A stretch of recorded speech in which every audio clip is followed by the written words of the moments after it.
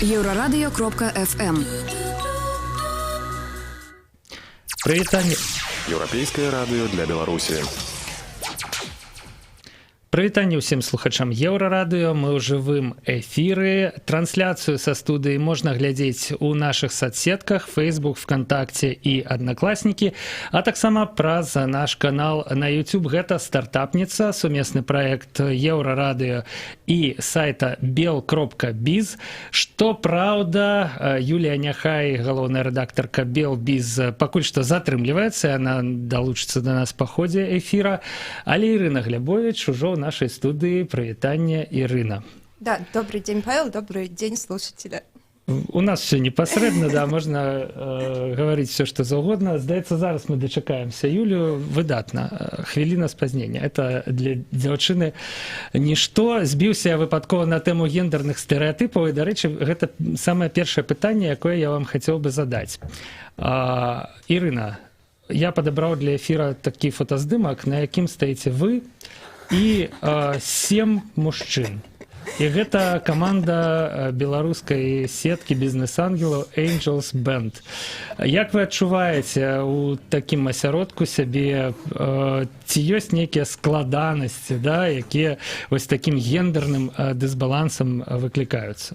Это очень классный вопрос, потому что если прокрутить историю других снимков, почти на всех снимках, которые касаются венчурного финансирования, всегда стою одна я девушка, и там 7-10 мужчин. И первый такой снимок был сделан в 2016 году. Мы поехали на стажировку в Штаты, то есть выбрали представителей от венчурного инвестирования, чтобы поехать и обменяться опытом. И я была единственная девушка из 10 мужчин, и я еще была самая молодая. Вот. Ну и, собственно говоря, с тех времен вот так идет. Почти всегда я одна. Женщин, к сожалению, пока меньше. Я думаю, потому что в нашей стране эта отрасль достаточно новая и неизвестная. Вот. Плюс она такая очень бизнесовая, очень стрессовая. Поэтому я думаю, что со временем, там, в перспективе 2-3 лет, женщин будет больше, потому что они начнут понимать, что это такое, и не будут бояться идти. Мне заўжды наадварот здавалася, што жанчыны якраз таки ў беларускім грамадстве это самыя стрэсаўстойлівыя людзі. У нас у мужчын сярэдні ўзрост, нас здаецца гадоў 20 там менш, чым у жанчын. Я маю на ўвазе ну, старых так людзей. Вы як супраціўляецеся стрэсам? Чему вы опынулись на этом месте?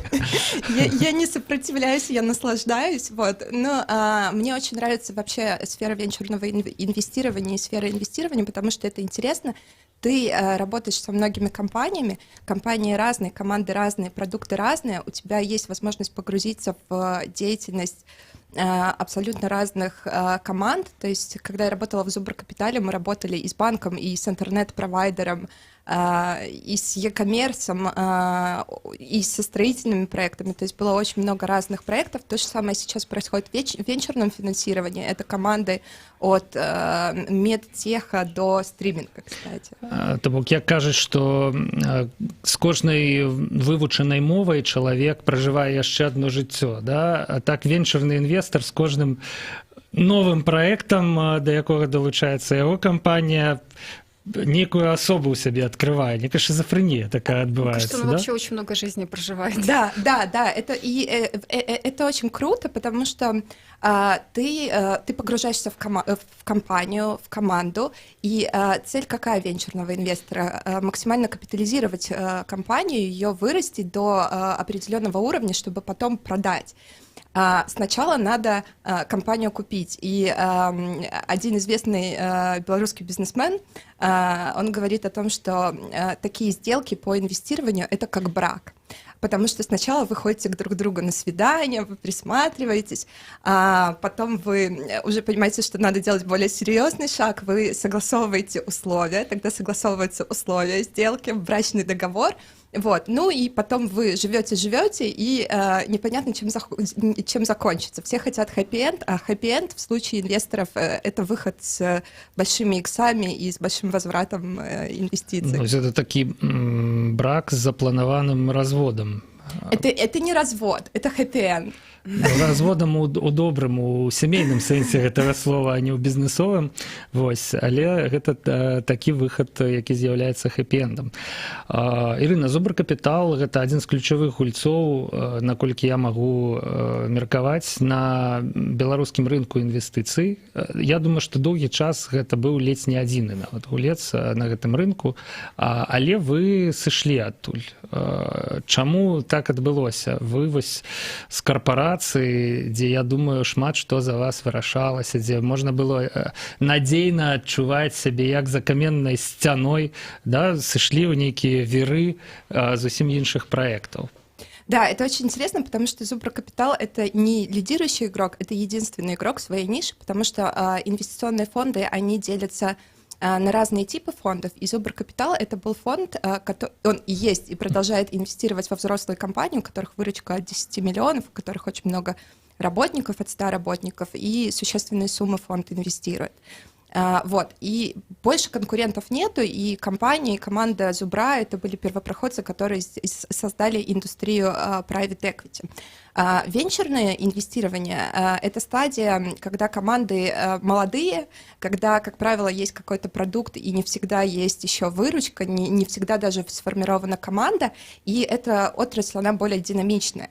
Там все развивается быстрее, и она сейчас в очень хорошем стадии, это стадия младенчества, то есть когда ты в нее попадаешь, у тебя есть очень большие возможности и поработать, и наработать опыт, и заработать денег. Вот. Поэтому я ушла. Было очень страшно, потому что, да, действительно, у тебя есть какой-то статус, и ты сидишь на месте, когда ты принимаешь решения, к тебе приходят какие-то компании, причем компании и топ-менеджмент, и собственники, у которых гораздо больше опыта, чем у тебя, но при этом ты можешь на что-то влиять. А в венчурном финансировании история немножко другая, потому что мы создаем индустрию с нуля, как я сказала. Сейчас активно развивается вот ангельское движение, уверена, что уже кто-то приходил. Сейчас начинают формироваться какие-то фонды, и приходят иностранные фонды в Беларусь, и поэтому не так себя уверенно чувствуешь. Плюс я еще недавно стала помогать стартапам, и на месте стартапа ты чувствуешь себя совсем по-другому. Вот я недавно питчила на Всемирной неделе предпринимательства за свой стартап, и очень у меня успешно, между прочим, питчила. Да, но у меня дрожал голос, потому что одно дело, когда ты привык сидеть в жюри, и ты анализируешь какие-то метрики, предъявляешь требования к команде, а другое дело, когда ты вообще становишься командой, и когда ты должен реализовать каким-то образом и достигнуть результаты. Вот, это волнительно, это интересно, и это, правда, такой драйв и фан, и это быстрее, чем вот то, чем я занималась раньше, поэтому ушла. То бок, калі параўноўваць прамыя інвестыцыі, якімі займаецца Зубр-Капітал, і венчурнае інвеставанне, у якое вы сышлі, рызыкі ў венчурным інвеставанні большыя, і канкурэнцыя большая. То бок, все нашмат больш складана. Ну, для мяне чыста вось з псіхалагічнага гледзяшча ўсё ж такі ваш крок незразумелы. Замест як гэта, да, журавль в небе і сініца ў руках, да, это такі журавль, які ляціць вельмі высока. У меня было несколько, если говорить уже так лично, у меня было несколько причин. Во-первых, я долгое время работала юристом, и я была на позиции General Counsel, то есть я отвечала за правовые вопросы, за бизнес-процессы, за очень большие сделки и за текущую деятельность, но мне хотелось именно наращивать опыт в бездеве, в развитии бизнеса и именно в инвестировании. И я понимала, что private equity, опять же, из-за того, что компании взрослые, большие, сами процессы по времени, они длятся больше. И то, что я за год могу прожить в private equity фонде, я могу за несколько месяцев прожить в венчурном фонде. И вот сейчас, когда я погрузилась и активно работаю в этой среде, мне кажется, я каждый день как студент, как губка, я столько всего впитываю, столько новых знаний получаю, и действительно проживаю очень много каких-то жизней, историй, и все очень-очень-очень динамично. Вот. И вторая важная причина — это причина того, что я хочу развивать экосистему, и это не пустые слова, я пытаюсь как-то своими усилиями что-то делать, потому что мне кажется, что у Беларуси очень хороший потенциал, и я вижу возможность в том, чтобы белорусы делали сделали хорошие R&D-центры, центры разработки, и с европейскими партнерами кооперировались в плане бездева и в плане продаж, и из этого делали какие-то международные истории. Я очень верю в наш регион Центральной и Восточной Европы как инвестиционный фокус очень хороший, правда, большой потенциал, и не хочется это упускать. А можешь привести вот несколько примеров? Например, вот ребята, которые приезжали в рамках мероприятия Legal Hackers. Ну, то есть, чтобы вот конкретные кейсы. Конкретные кейсы, наверное, я тогда расскажу про Legal Hackers. Вось ведаеце што хацеў я перавесці гэта на наступную частку размовы, бо у нас засталося рэальна 2 хвіліны перад тым, як мы мусім сысці на выпуск навінаў і на кароткую музычную паузу. Ўсё ж таки падсумаваць гэтую перамену, да? То бок вы ўсё жыццё маглі работаць юрыстам у буйной кампаніі, ну рэальна ўсё жыццё, да? Да, с очень хорошим доходом, со статусом. І з пенсіяй, відаць, да? І з класнай камандай, да. Але вось, ну, чаго больш у жаданні змяніць. Я так разумею, што тое інвеставанне, дзе вы зараз працуеце, да, яно яшчэ не толькі за некалькі месяцаў можна пражыць тое, што ў буйной кампаніі за год, але і выхады вось гэтыя, да, вось гэтыя прыбыткі, яны атрымліваюцца нашмат больш хутка, калі атрымліваюцца. Да, но реже. То есть быстрее, но реже выходы случаются, вот, и я бы сказала, что здесь по кайфу больше процесс, чем сам результат. И это возможность работать на международном уровне, что тоже очень классно, потому что локальные компании, там, вот наш фонд Зубр Капитал, он инвестировал в локальные компании, и большим компаниям очень тяжело масштабироваться, а вот в рамках венчура ты можешь из локальных историй делать классные международные кейсы.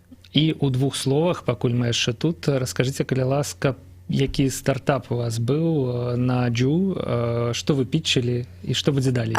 Стартап назывался BeLife. Это онлайн-стриминговая платформа для среднего и малого бизнеса по подписке.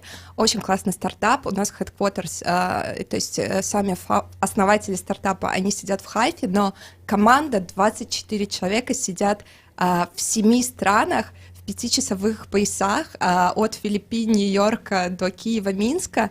И вот мы все вместе пытаемся делать очень классный стриминговый продукт, который будет помогать среднему и малому бизнесу зарабатывать деньги. Вы прошли ў нейкі акселератор зараз, я так разумею, сейчас да? Мы выиграли путевку в Лондон, и поедем разговаривать с фондами, а стартап уже взрослый, то есть нам уже 1 год, у нас выручка 1,5 миллиона, поэтому мы сейчас поднимаем раунд А, ищем инвесторов. Уже нават слово стартап неяк неёмка да этого проекта уживать. Все стартап, а как ты вот стала частью команды?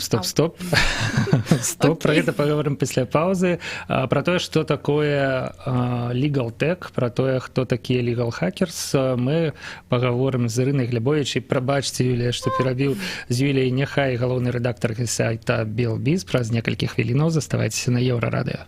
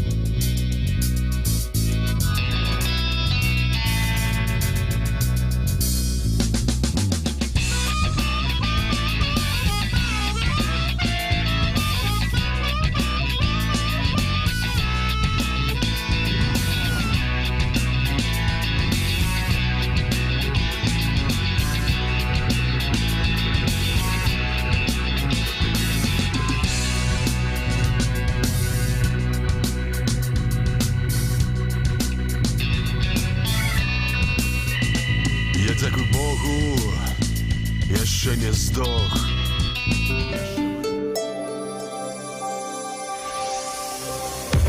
Еўрарадыё.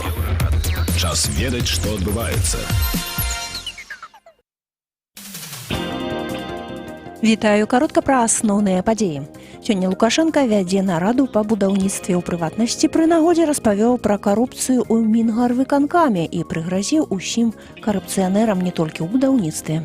по $650 построили. Приходит один курносый, покупают аж 64 квартиры и на завтра перепродают уже по рыночной цене. А где председатель горосполкома? Всех в следственный изолятор, одеть наручники и вернуть деньги народу. Ну, а завтра посмотрим, что делать с Шорцем. И запомните, я увидел эту лазейку. Мы их в тюрьму за взятки, а за хорошее поведение Шуневич завтра освободил. Этого больше не будет. 25-й раз повторяю, лучше бедным на свободе, чем богатым в тюрьме.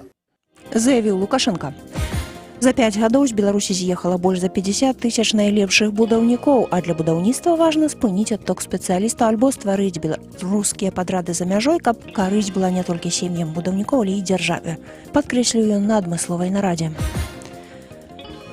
У Вільні адкрылі скульптуру, прысвечаную вынаходнікам ракет у 17 стагоддзі нашаму суайчынніку Літвіну Казіміру Семяновічу, які быў наватарам, носьбітам прагрэсу, задаў тон і натхніў іншых людзей удасканаліў дасканалае мастацтва. Пра ўсё гэта заявіў мэр Вільні Рэмігіюс Шымашус. Скульптура стаіць у новым свеце ля прыватнага універсітэта, які носіць імя Казіміра Семяновіча. Заўтра ў нашай краіне месцамі невялікія ападкі ў выглядзе пераважна мокрага снегу, на асобных участках дарог галалёдзіца, ўначы -2, -8, удзень 3 градусы марозу, 3 градусы цяпла.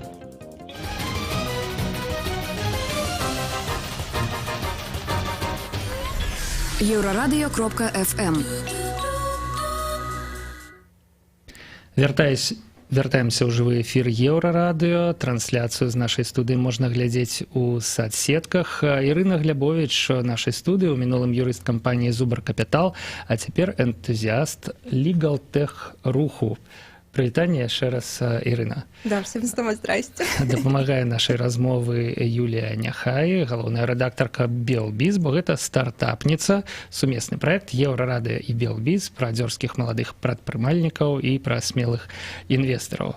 Юлія, вы хацелі запытацца, як вы, Ірына, трапілі ў каманду стартапа? Я вельмі нахабна вас перебил. Давайте выправим. Собственно, вопрос он такой достаточно очевидный. И мне вот еще любопытно, чтобы ты рассказала, как у вас выстроенный бизнес-процесс вообще работает, учитывая, что вы в разных часовых поясах, у вас разный менталитет, and so on. Ага. Окей, ну, в команду стартапа я попала, потому что это стартап дружественный, и попала из-за того, что друзья друзей, друзья, через несколько рукопожатий, вот, и хочется очень ребятам помочь и сделать классный продукт.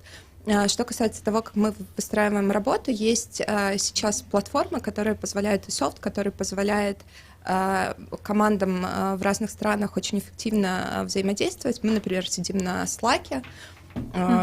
Вот. Мы так само. Очень просто, очень удобно. Когда ты не хочешь, чтобы тебя беспокоили, ты просто ставишь функцию «не беспокоить», и когда просыпаешься, уже начинаешь проверять, там, что происходит. Плюс координируем как-то звонки, потому что, например, если это Нью-Йорк, Лос-Анджелес, они звонят у себя утром, то есть они могут и в 7 часов встать утра, но, соответственно, я могу и в 9, и в 10 вечера сделать какой-то звонок. Плюс у нас же Израиль, и так и у нас воскресенье, рабочий день. Але не працоўны дзень, субота. Ну, правильно. Дарэчы, у іх, а калі у іх выходныя? У них пятница после обеда уже начинается, по-моему, шаббат, да, и потом уже суббота. Трэба яшчэ адзін які-небудзь іншы дзень адпачываць. Да. Все, давайте поговорим все ж таки про Legaltech. Спадзяюся, Ірына, што вы нам распавядзеце, што гэта такое, дзе тут прастор для бізнеса, да, чым вы займаетесь? Да, это вот вторая моя сфера деятельности, и это больше моя такая социальная ответственность и хобби. Я развиваю Legaltech в Беларуси и представляю в Беларуси группу Legal Hackers. Legal Hackers — это вообще международное движение Legaltech-энтузиастов, инвесторов, программистов, профессоров, политиков, всех, кому хочется развивать юриспруденцию, делать ее динамичной, доступной и технологичной. Мы представлены в 60 странах, по-моему, в 145 городах. Это очень мощное движение. То есть, Ну, давайте все ж таки патлумачым, што гэта такое. Гэта адлічбаваныя юрыдычныя працэсы нейкія. Это юридические процессы, это решение юридических проблем, то есть несколько фокусов и есть несколько ниш. Здесь можно работать в части автоматизации юридических процессов, например, автоматизация работы юридических департаментов. Да? Это если какая-то компания-разработчик написала софт, и этот софт используют, например, в большом банке для того, чтобы не бегать с этажа на этаж с подписями, а ставить там электронные подписи и отправлять по имейлу. Это все, что касается доступа к правосудию, причем доступ к правосудию в очень широком смысле, начиная от решения проблем дорогих юридических услуг в развитых странах и вообще нехватки доступа к юридической информации, юридическим услугам в неразвитых странах. Очень интересные вещи здесь делаются. Я, например, знаю, что ребята в Кении, Legal Hackers, у них там были проблемы с президентскими выборами, они даже смогли повлиять на вот транспарентность этих процессов. Вот. И это стартапы, соответственно, legal tech стартапы, потому что ниша очень классная, 600 миллиардов рынок. В прошлом году, по-моему, инвестировали уже 300 миллионов за год в legal tech стартапы. И в чем особенность? В том, что сейчас legal tech стартапы, их можно делать как на локальном уровне, для того, чтобы решать локальные проблемы, так и на международном уровне. И что еще характерно, сейчас legal tech стартапы делают не юристы, делают люди, которые просто находят проблему, которые ее видят. Это могут быть и разработчики, и профессура. Вот, например, создатель Twitch, это мой любимый пример, Джастин Кан. Он в 2016 году создал свою юридическую компанию нового поколения Atrium, которая привлекла уже там больше 15 миллионов инвестиций, и он совмещает работу юристов-людей и работу алгоритмов. Таким образом, контракты, договоры и все процессы делаются дешевле и быстрее. Мне адразу іншы прыклад, мне здаецца, я ўжо не памятаю нават дзе, быў хлопец, які аўтаматызаваў падачу скаргаў за неправільную паркоўку ў горадзе. Джошуа Бодро, да. Бачу, што все пра яго ведаюць, да, я вось з цяжкасцю згадаў, вось, і скаргаў стала ў 100 разоў больш, там, здаецца, да, ці ён абскарджванне штрафаў нейкае, да, вось, штрафы за неправільную парковку, да, вось так, вось, ён абскарджваў іх, ну, была, я так разумею, вось гэта legal tech? Это legal tech, это тоже классический legal tech, и это тоже один из кейсов, о которых я всем рассказываю. Джошуа Бодро — это подросток из Лондона, который всю жизнь программировал. Он сидел, программировал, потом ему дали права, он купил машину, и где-то он начал неправильно парковаться, а где-то он понял, что несправедливо ему эти штрафы подсовывают, и он просто написал чат-бота по оспариванию штрафов за неправильную парковку. Этот бот привлек инвестиции от крупных фондов, одних из самых крупнейших в мире, типа Андерсон Хоровиц, активно развивается. И что произошло дальше? Совсем недавно компания, которую основал вот этот вот английский подросток, она купила чат-бот, стартап Артема Голдмана, это почти наш соотечественник. Это парень, который сделал чат-бот по обработке на подачу грин-карт и продление визы в США вместе со своим коллегой-разработчиком. Вот они сделали чат-бот и уже сделали успешный выход, и сейчас Артем Голдман тоже занялся инвестициями. Поэтому чат-боты и решение проблем потребителей — это тоже очень сейчас активная ниша для освоения. В Канаде, например, очень успешно запустили чат-бот по бракоразводным процессам. Зарабатывает очень много денег. Я думаю, что в Беларуси тоже было бы актуально там real estate, защита прав потребителей, какие-то такие простые вещи. А насколько вообще реально имплементировать, допустим, стартап вот в белорусских условиях? То есть вот, окей, положим, на хакатоне ребята сделали такой чат-бот, и вот что дальше? Они приходят куда? Если на хакатоне ребята сделали чат-бот, который ориентируется на локальный рынок, они могут пойти к крупным игрокам, у которых есть деньги и ресурсы для того, чтобы этот продукт запустить и им помочь. И я знаю, что многие компании, типа там вот Юрспектр, они запускают сейчас свои акселераторы корпоративные, которые именно развивают legal tech. Вот, поэтому всегда можно пойти в такой акселератор, всегда можно попросить деньги у большой корпорации, которая поможет раскрутиться. Можно, legal tech сфера такая очень гибкая, не обязательно идти в legal tech акселератор, можно попасть в любой акселератор. Плюс можно пойти к ангелам. Ангелы, если идея хорошая, обязательно профинансируют. Если мы говорим про стартапы, которые ориентированы на международный рынок, я бы здесь сразу рекомендовала идти, конечно же, в иностранные акселераторы и в какие-то международные и иностранные венчурные фонды, которые инвестируют, стадия pre-seed seed. Вот, поэтому, если есть идея, ее надо сделать прототип. Потом, если эта идея даже международная, я очень рекомендую протестировать на белорусском рынке. Что мне нравится в белорусском рынке, это очень дешевый трафик юридических услуг. Да? Все, что касается вот покупки слов в Google AdWords. Там у нас, условно говоря, стоит $1, а в Америке это стоит $10 тысяч. Поэтому здесь нашу юрисдикцию можно использовать как песочницу для теста своего продукта. И потом потихоньку, как любой стартап, искать инвестиции и развиваться степ-бай-степ. Мне здаецца, што кожны такі стартап юрыдычны пазбаўляе працы сотні юрыстаў. Да, нам это интересная тема, она очень полемичная.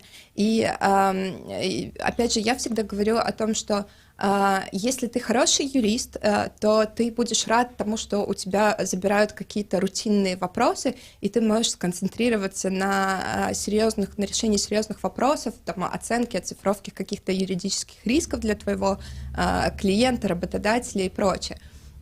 Если ты юрист-клерк, который выполняет какие-то простые бюрократические функции, типа вот, например, как в банке, да, например, Греф в Сбербанке там сокращает огромное количество юристов, потому что проще процессы автоматизировать. Или, например, процесс автоматизации дебиторской задолженности. Не нужны большие отделы по взысканию дебиторки, которые просто претензии отправляют. Это может сейчас сделать технология. Вот, поэтому да, действительно какие-то рутинные функции, они закрываются, и тогда все, что касается юридической инфраструктуры, начинает работать гораздо быстрее, и для нас, для всех это лучше. Для нас, как для потребителей с вами, это удобнее, для бизнеса это удобнее. Вот, например, мне последние годы очень не нравилось работать юристом, потому что я медленная. То есть я понимаю, что я работаю с классными, быстрыми компаниями, там типа 21 век, там они вообще, у них скорость бешеная. Но они ничего не могут сделать без моих 100 страниц договора, потому что вот так надо, потому что так устроено. И вот мне хочется это очень сильно менять, и поэтому я только за, чтобы вот такие процессы простые, их автоматизировать. Я, дарэчы, ведаю юрыстаў, якія складаюць вельмі сур'ёзныя дамовы на одну староначку, вот так вот. І справа не ў тым, што там вельмі дробны шрифт, да? Вось, але гэта неяк працуе. Это работает. Есть Simple Lawyer, наш земляк с вами, вот Антон Вашкевич, который он не просто какие-то запросы, да, на страницу делает, он умудряется автоматизировать работу крупных юридических департаментов российских госкорпораций. То есть он сокращает документооборот с 10 тысяч документов, к которым привыкла корпорация для того, чтобы принять решение, до 10. И это все прекрасно работает. А в части того, что юристы сопротивляются, юристы не хотят и боятся, это абсолютно верно. Мы вот делали осенью мы делали legal design workshop, кстати, вот приезжал Антон Вашкевич, и есть такая организация Human Constanta, и к нам приходила Яна, которая у них занимается, как это сказать, переводом сложных юридических вещей на простой человеческий язык. Она не юрист. И сидели там 80 юристов, и она им сказала, зачем всегда писать договор с большой буквы? Или зачем, когда ты пишешь в реквизитах счет, зачем писать банковский счет? Можно же просто, или расчетный счет. Можно написать счет.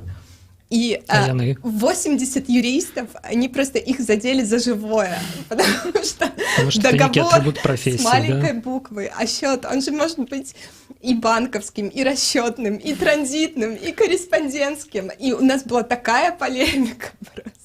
Юристы не готовы, но их надо готовить, надо ломать и надо приучать, чтобы потребителям и бизнесу было лучше, эффективнее, комфортнее. Я так разумею, што рух LegalTech, ён у пэўным сэнсе выконвае мару чалавецтва, вызваліць людзей ад некваліфікаванай прымітыўнай працы для нечага вось высокага, каб прыдумляць, да, каб быў палёт думкі, а не перакладанне паперак. Вы адчуваеце, што... Да. И в мире сейчас есть два таких, очень простых тренда. Один тренд — это технологический, когда появляются технологии, появляются и растут экспонентно, их нужно внедрять и использовать. Мы все говорим про VR, AR, machine learning, и это работает. Например, в Америке есть компании уже, которые с помощью машинного обучения, они изучают большую базу судебных решений, которые были вынесены, и могут делать предсказания, как тот или иной судья поведет себя, или какая вероятность выиграть тот или иной налоговый спор. Например, в Америке там прецедентная система права, там суд очень важную роль играет, поэтому для них это важно. И это работает, да, то есть, с одной стороны, технологии, а с другой стороны, я всегда говорю про поколенческий сдвиг, потому что сейчас мы все говорим про миллениалов, и, простите, пожалуйста, но не будут ребята, которые родились там после 2000-го, читать договор на 15 страниц, да, или сейчас очень большая проблема. Они подпишут, не читающие. Да, и это неправильно, потому что это как раз-таки вопрос доступа к правосудию, да, о том, что сейчас нужно все то, что есть, всю законодательную базу в том числе, какая-то, которая рабочая и самая необходимая, ее нужно, опять же, переводить на человеческий язык, визуализировать и делать комфортной для потребителя, потому что конечный потребитель — это все же гражданин, а гражданин сейчас молодой. Гражданин щелкает, листает, смотрит картинки, смотрит видео, и он уже даже не наше поколение, он не читает. Вот. Поэтому здесь тоже очень большая работа может быть сделана, и мне нравятся тоже мои украинские коллеги, вот Юля их знает, Axon Partners, ребята, юридическая компания нового поколения, я их просто обожаю за то, что они сидят в коворкинге, у них нет разделения там на партнер, юрист и прочее, и они рисуют комиксы. То есть какие-то темы, опять же, вот VC, например, инвестирование, они пытаются это сделать в какой-то доступной и интересной форме.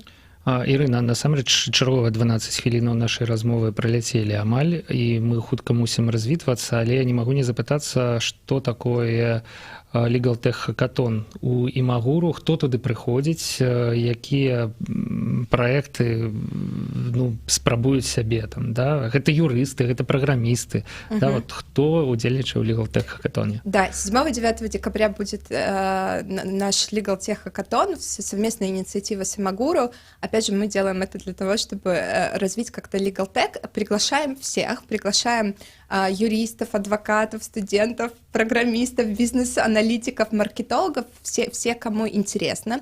У нас приходите со своими идеями, плюс у нас будут какие-то задачи от наших партнеров, будут ребята, у которых уже есть тоже готовые наработки идей. Будут менторы. Будут менторы, да, будут призы, будет пицца, мы сегодня вот как раз договариваемся. На пиццу будет еда, то есть это 2 дня, когда мы объединяемся в команды и начинаем делать какие-то решения, цель сделать прототипы. Шмат людзей на такія мерапрыемствы прыходзяць праз тое, што там будзе піца. Юлія, я думаю, вы таксама, вы можаце, як сведка, як сведка шматлікіх хакатонаў, якія адбываюцца ў Имагуру, можете отказать на это пытанне? Я не сказала бы, что только ради пиццы. Мне кажется, Имагур — это вообще главное место силы белорусских стартаперов. И они больше приходят ради комьюнити, ради новых идей, ради помощи менторов, потому что действительно можно получить очень компетентную помощь, и ты за это не платишь деньги. Вот, у меня тоже есть небольшой вопрос по поводу хакатона. Вот не могли бы ты все-таки... Юлия, нельга. Ладно, давайте яшчэ 5 хвілін.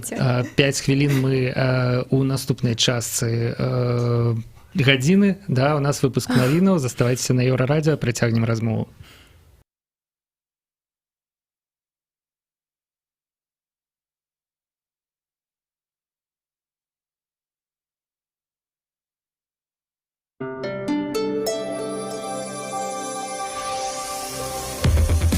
Еўрарадыё.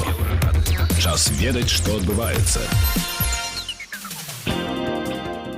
Вітаю, каротка пра асноўныя падзеі. 2 снежня ў Мінск-арэне пройдзе міжнародны байцоўскі турнір «Ахмат». Гэта 10 баёў. У іх беларусы сыйдуцца з кікбаксёрамі з усёй Еўропы. Па адным баі правядуць Забіт Самедаў і Дмітрий Валент. Яны стануць нашымі героямі. У студыі ў 15:05 нагадаю, што турнір «Ахмат» – гэта прафесійнае спаборніцтва па версіі К1. Гэты клуб стаў вельмі папулярным у апошні час. Нобелеўская лаўрэатка Святлана Алексеевич выказалася ў падтрымку журналістаў, якіх вінавацяць па крымінальнай справе Белта. Яе интервью надрукавала Белорусская ассоциация журналистов. Происходит наступление на один из самых сильных и самых интересных, самых развернутых ресурсов в нашей стране. Государство прибирает его к рукам. Творится произвол, иногда преступления. Я думаю, 1,2 миллиона белорусов всю главную информацию получали там. Нагадаю, што 15 журналістаў Тутбая і агенцыі Белапан праходзяць па справе несанкцыянаваны доступ да кампутарнай інфармацыі дзяржаўнай агенцыі Белта. Ім пагражаюць штрафы, а галоўны рэдактарцы Тутбая яшчэ і турэмнае зняволенне. Заўтра ў нашай краіне ў суботу невялікія ападкі ў выглядзе мокрага снегу і месцамі дажджу, галалёдзіца на дарогах, уначы і раніцой туман, -2, -8 уначы, у дзень -3, +3. У Мінску пацвердзілі, што наша краіна і Еўрасаюз рэальна наблізіліся да магчымасці падпісання пагаднення аб рэадмісіі і спрашчэння візавых правілаў. У кастрычніку Андрыя Віктарын, кіраўніца Еўрасаюза ў Мінску, заявіла, што падпісанне можа адбыцца да канца года.